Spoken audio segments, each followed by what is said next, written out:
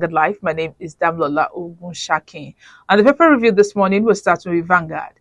Vanguard is leading with Naira depreciates to 664.04 Naira per dollar as CBN removes restrictions, reintroduces willing buyer, willing seller model, abolishes multiple exchange rates, cancels rebate for non-oil export remittance, Naira $4 remittance scheme. Impacts include increased FX inflow, 4 trillion naira boost to government revenue, further rise in inflation, and that's coming from analysts. 12 trillion naira rise in government debt, increased debt service costs, higher debt GDP ratio, retaining FX restrictions on 43 items counterproductive, that's coming from Teriba. You can see that story on page 5. And here on page 6, your student loan, ASUP says no to tuition fee hike as scheme begins September. Governor Lawad's which wanting Zamfara governor, that's coming from Otawale's camp. You can see that on page 12. Dollar video probe. Ganduje 6 restraining injunction against EFCC. On sports, PSG slap a 200 million euros price tag on Mbappe. On page 13, Tinubu mourns victims of Kwara boat mishap, others probe. Here we have a photo story showing President Bola Ahmed Tinubu as he receives in audience HRH Mohammed Ali Rudro, Emir of Bogu, and HRH Muhammadu Batu, Emir of Kontogara at the presidential villa. Stories above, Tinubu, INEC chairman invading service of witness summon, Obi tells court. You can see that on page 9. NBA demand senator arrest. Reps to Tinubu roll out fuel subsidy palliatives. Tinubu suspends EFCC boss Bawa indefinitely as president orders probe. NUPRC battles NMDPRA over control of Borno River Terminal. These stories can be seen on pages 9, 7, and 8. And lastly, on Vanguard on page 19, Nigerians ship goods to Ghana for certification to enhance export value. Now let's move to the Punch. The Punch is leading with currency floating, private sector, economists back CBN, Naira falls to 664 per dollar. CBN allows bank to sell dollar at own price, removes cap on exchange rates. Economists, analysts worry over central bank capacity to stabilize exchange rates. That can be seen on page 17. And here we have two photo stories with writer saying Lagos police brutalized strip lady over cultism allegation. That can be seen on page 6. Stories below, Tinubu mourns 106 Swara boat accident, victims 144 rescued. No division in Akeredolu's cabinet's state acting government. You can see that on page 12. Stories above, President project 500,000 jobs with data protection law. Lastly on the Punch, student loan disbursement begins in September. That's coming from federal government. You can see that on page 2 of the Punch newspaper. And the nation is leading with CBN abolishes multiple Naira per dollar exchange rates. Market-driven currency regime excites a financial expert. And where we have a statement, the first quote is saying the new directive is to checkmate various illegal economic behaviors like rent seeking, currency substitution, forex holding position, and frivolous demand in the market. The second one is saying this is not a devaluation policy. It is a normalization of the foreign exchange policy regime, an adjustment of rate to reflect the fundamentals of demand and supply. The third quote says, harmonizing the rates should lead to better price discovery and hopefully lead to more transparent commerce. That is why the market responded to it possibly. Stories above, student loan law takes off in September. Lastly, on the front page of the Nation newspaper, federal government 819 billion naira extra budget littered with ghost project. That can be seen on page 4 of the Nation newspaper. Lastly, let's look at The Guardian. The Guardian is leading with Naira slumps as CBN commences rate harmonization, faces supply hurdle. You can see that on pages 6 and 7. Stories below, DSS invites suspended EFCC chairman. INEC, Labour Party bicker over Sopuna as OB tenders IREB report. Federal government to begin disbursement of student loans September. Outrage as Kano government demolishes multi-million naira monuments. You can see that on page 5. Lastly, on the Guardian newspaper, Kenya president wants less circulation of dollars in Africa. You can see that on page 2 of the Guardian newspaper. And that's all we have on the front pages of the dailies this morning. Join us after the break as our guests will be analyzing the stories.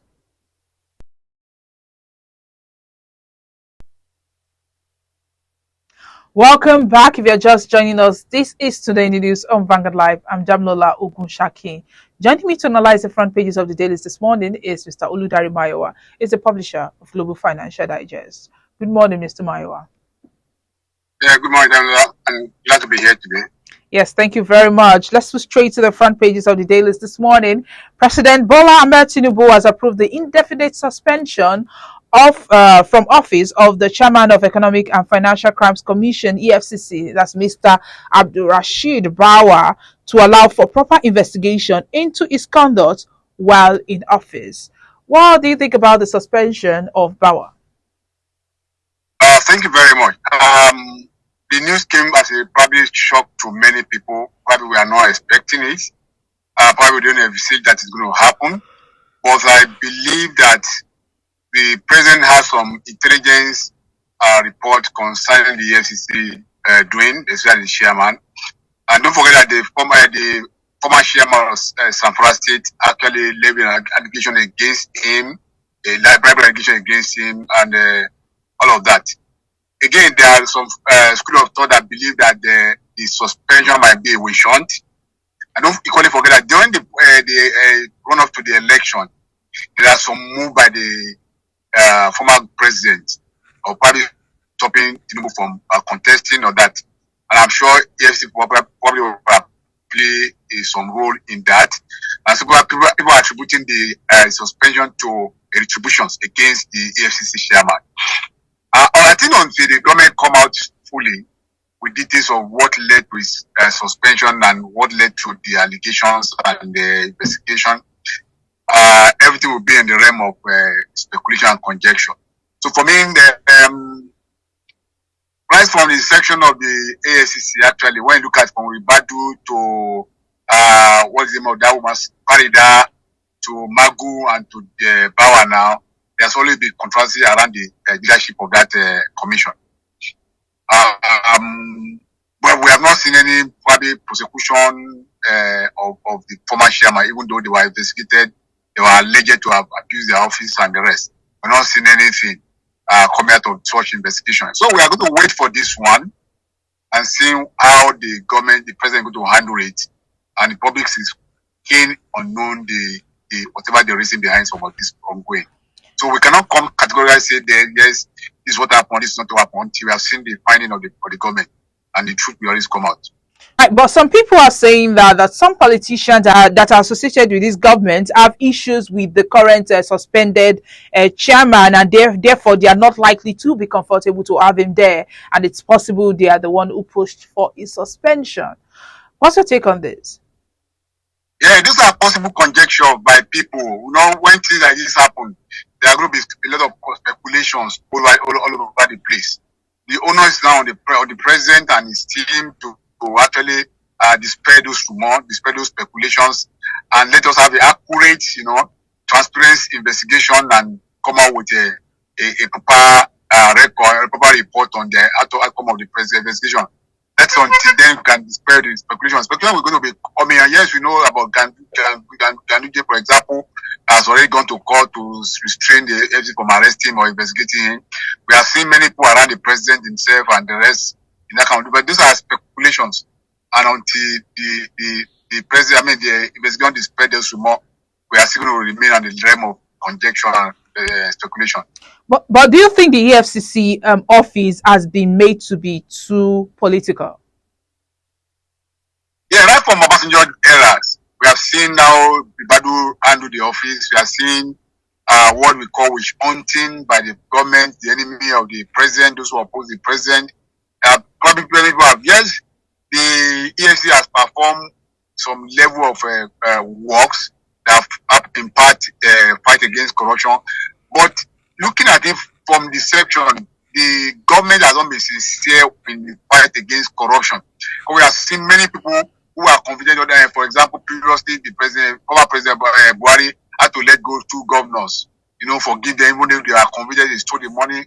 We have seen how they boggle so many prosecution of cases of corrupt, high-profile politicians, and all the rest.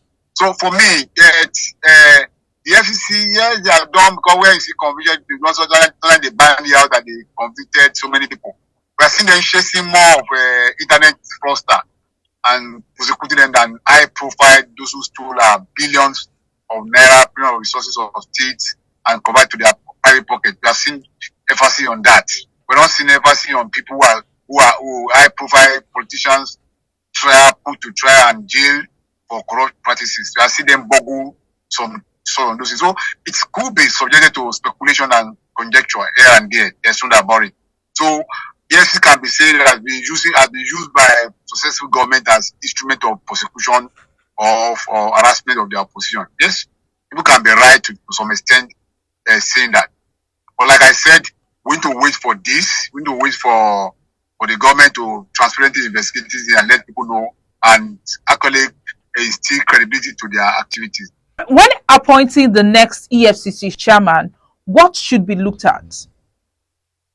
I think the government should actually reform the institution, the commission, holistically amend the law to show that the chairman of that commission, even though appointed by the president, is independent to large extent, that his tenure is guaranteed, that before you can remove the chairman of the commission, that there has to be 2/3 majority vote at the Senate.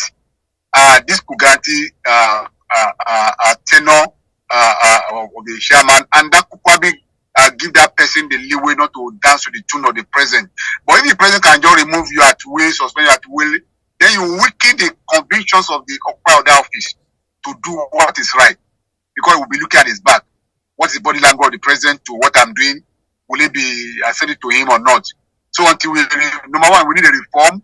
Then when you after the reform, then we could appoint some of these concerned service, KPNG or the concerned service, to actually do recruitment, not necessarily and picking somebody from forces or the rest, to actually do recruitment and interview and set out the criteria for chairman of that position until we get to that level. We may see how this thing like a barber share or musical share, happen in that place. The Naira yesterday lost almost half of its value in the official market as the exchange rate in the investors and exporters, that's I&E windows, rose to 664.04 Naira per dollar from 417.67 Naira per dollar on Tuesday. Now, as the CBN announced the measures to liberalize the market, including elimination of multiple exchange rates. What do you think about, the increase and how it will affect Nigerians? Personally, I see as a good policy. It's overdue. It's long expected to have been done by the government. I think Buhari government prevaricated over that decision and mess up the whole monetary policy system and the rest. Because either you like it or not, majority of Nigerians who are importing materials, majority of industry that import Nigeria, they are not buying at the official rate, so to say. They are sourcing their resources from the autonomous market. And they are probably getting at this particular rate outside there all along. This is 2017 or thereafter. So for this is a major, of course it can be regarded as a technical devaluation of the Naira at the official level, so to say. What government has done is technical devaluation of Naira. But again, the impact would be minimal in terms of what we have on the market. Why? Because most importers depends largely on the parallel market to source their fund. They are not getting at the 456, 465 exchange rate at the I&E window. Nobody has been buying rates at the official market. What the CBN have been doing, or what the government have been doing, just for their patronize their member, their stooge, and that's why they are round tripping the money to the black market and to sell to people. Most of the importers of materials are buying at the black market rate to import. So the impact will be minimal, and that will correct that abnormalities in that system and rent seeking in that sector.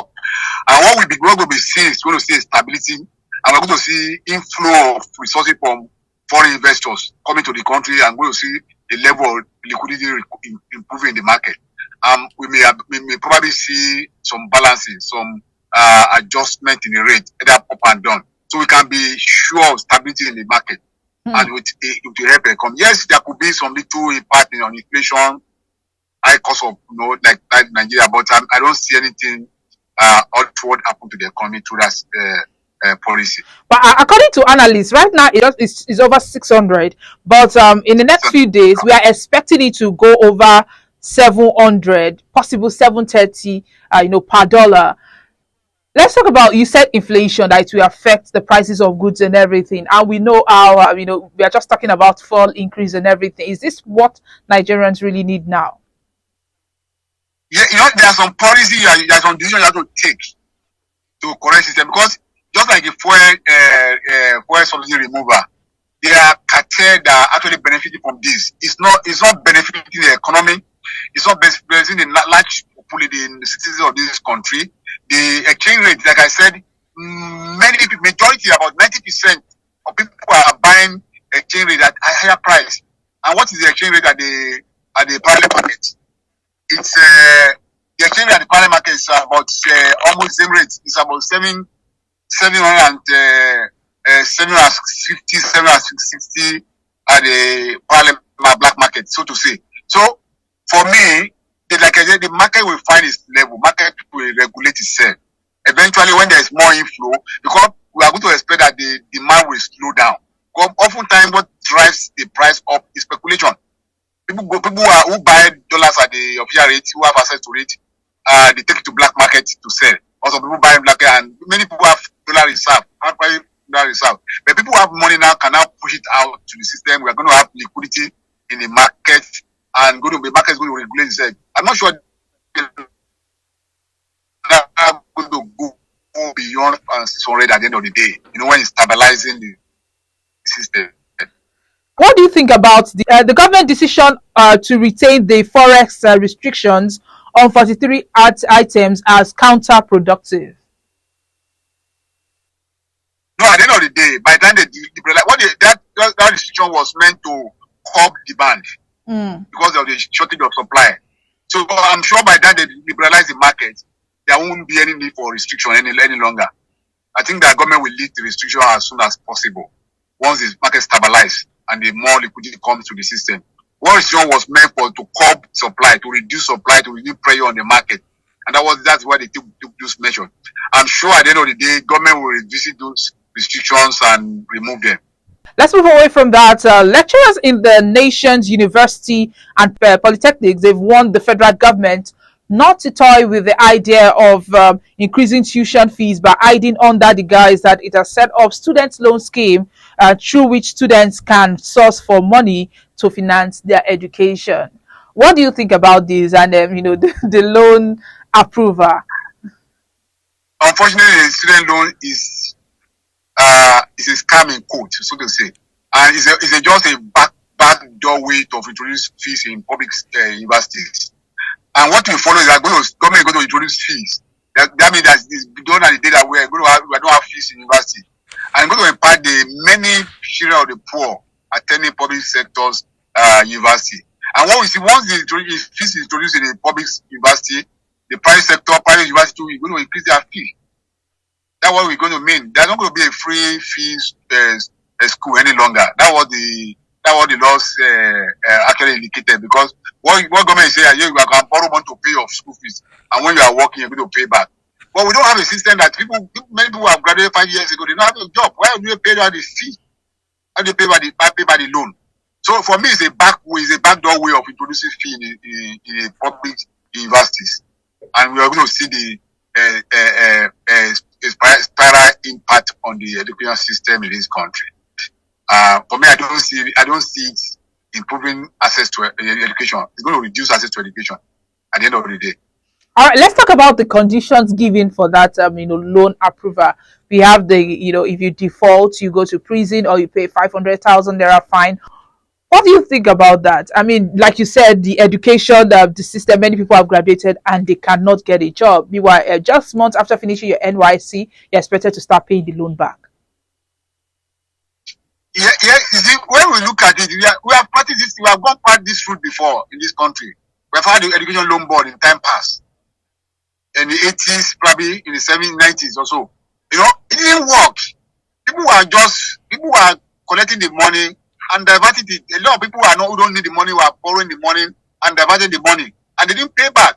We have seen so many of such loans in the maritime industry, for example, people who borrow money for buying ship, and they didn't pay back. And nothing happened to them. Nothing happened to them. So this contact is what we call a scamming code, so to say. Many people will go there and borrow money, they know they are not going to pay back. And it's going to benefit the education system which was set up for. Because we don't have a system that regulates itself in this country. We don't have a system that is foolproof. We have a system that is very corrupt. And the civil servant, the politician will take advantage of these things and they mess it up. And it will worsen the access to education at the end of the day. So we are not going to find a solution to resolving access to education. That's why I see it. It's a scam in code. So that's how I look at it. Because don't know what we don't have a system that regulates system. That's it. So in other words, it means that we might not be able to maintain this loan. It will solve the problem. That's what I'm saying. It will solve the problem. Once we increase the school fees, for example, in universities, then you ask people to go and borrow loan. You know the bureaucratic system of processing and the rest, and the corruption of saying you have to pay these charges before you can have access to the loan. Whereas the system is corrupt to a large extent that a number of people will be restricted from access to this loan. And when you, for example, if you get the loan and you sponsor yourself in school, for example, and 3 years after you don't have a job, how do you pay back the loan? So these are the issue, and you're going to restrict a lot of people from access to education. Education in this country. But it's a system today. Yes, I know it's not working, but government must make provision for the children of the poor to access it, because education is the future of this country. And if we want to grow, we need to develop the education system. But this system will not go to work. That's where I look at it. The anchor borrowers, people see it, people who are not farmers, borrow the money and use to buy forex from the official exchange or the official rate and go and divert it or go and stock it somewhere. Our system is scam because it's game. Down the line, it said government carry out holistic restructure of the civil service. It said government carry out holistic reform of the system.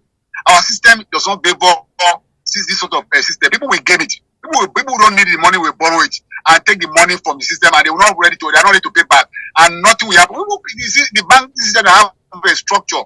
People borrow from banks, they didn't pay. I can't borrow the loan for them, and they, nothing happened. Nothing has happened to anybody. We're not seeing anybody going to jail for borrowing and not paying back in this country. So the system is so corrupt that it will frustrate whatever this will put in place to ensure that it works.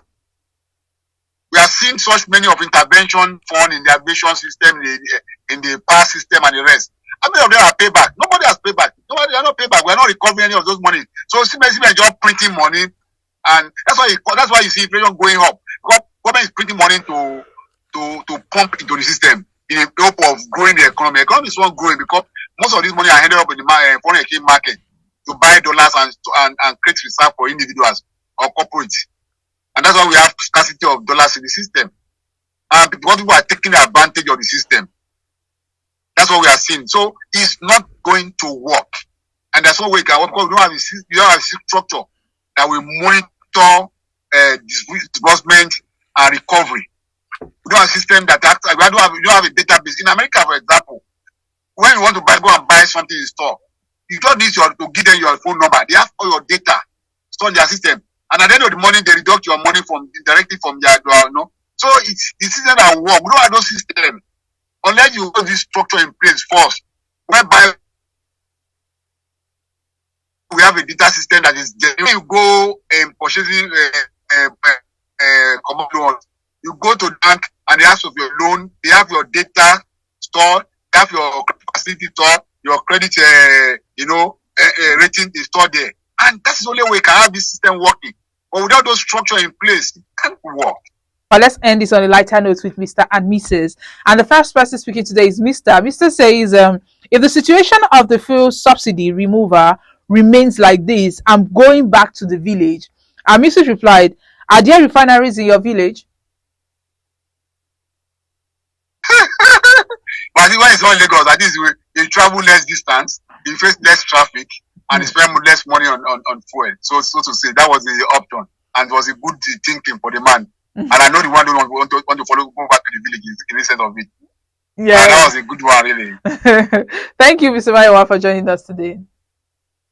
Thank you for having me today, and have a lovely day. Yes, and you too.